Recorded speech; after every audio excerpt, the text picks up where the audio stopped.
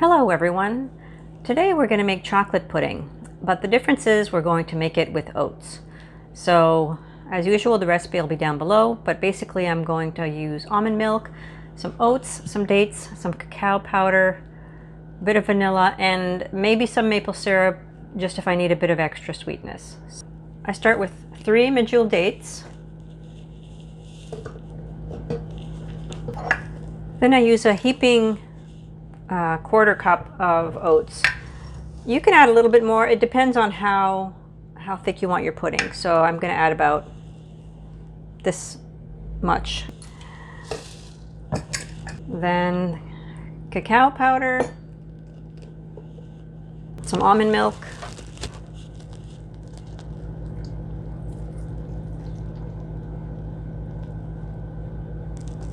and a bit of vanilla, about a half a teaspoon. The fun thing is you can flavor this however you want. You could make it chocolate orange by adding some orange flavoring. You could add some peanut butter. You can make it chocolate mint. You can do whatever you want. All right, so I usually like to let it rest for a little bit before I blend it. If you have a really good blender, you may not have to do this, but I like to let the dates and the oats soften a little bit, so I'll be back. Okay, so that's been sitting for about, I don't know, 20 minutes. Like I said, if you have a really good blender, you don't have to worry about it. Or you can leave it sit for longer if, if you're busy doing other things. It's not a big deal. So now I'm going to blend it. All right, so it kind of looks like a milkshake right now, and we're just going to cook it. So you just put it in a pot.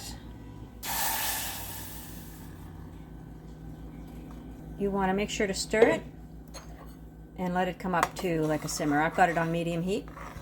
So you want it to be bubbling for a little bit.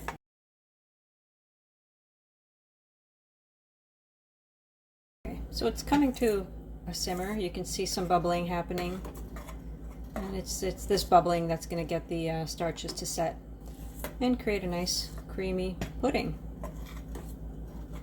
So you just want to let that simmer a couple more minutes, and then we'll pour it into our containers.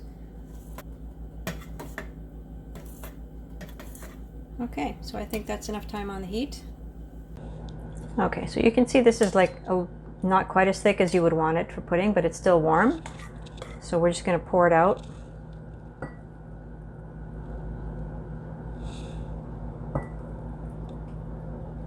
This recipe actually makes 4 of these little containers, but I'm just going to do 2 for now. So then I pop it in the fridge, let it set up, and I'll show you once that's done. Okay, so this is what happens after a few hours in the fridge. You can see it's really firmed up nicely. And now I'm going to taste it.